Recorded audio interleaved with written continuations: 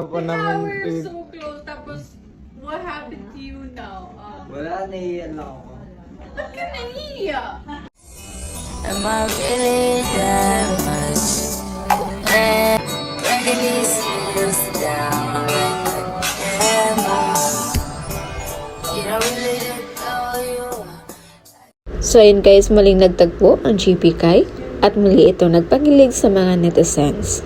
Kunting recap lang guys, kung matandaan nyo na bago lumabas sa Pinoy Big Brother or bago ma-evict si GP, inamin niya kay kuya na may crush siya kay Kai kaya nahihiya siya nito.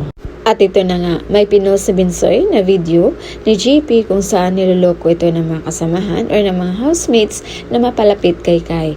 Tapos nahihiya naman ito. Pinilit nila na umamin si GP sa kanyang naramdaman kay Kai. At ang video na yun ay suportado naman ng mga housemates dahil shinare din ni JM.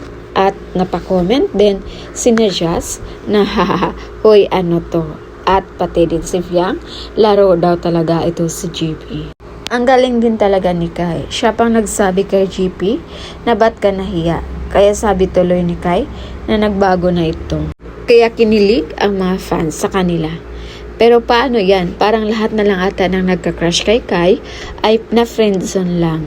Papayag kaya yung mga fans nila na nagustuhan ang GP Kai. Kalog din ito si GP kaya napagtripan na tuloy ito ng mga ex-housemates ni Kuya. Pero in fairness, ang cute nila. Bagay nga daw sila. Pero guys, may nagtanong, paano daw ang Kairin kung isi-ship nila si Kai kay GP? Parang may something pa naman daw sa kanila ni Rain.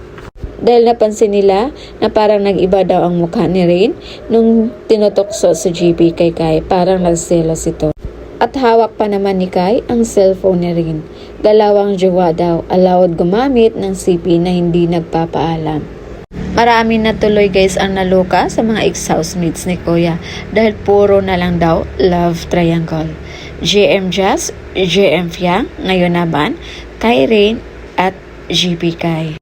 So kung kayo yung tanongin guys, anong love team ba ang gusto nyo? Just comment down below. Again, this is Mills TV. Thank you for watching.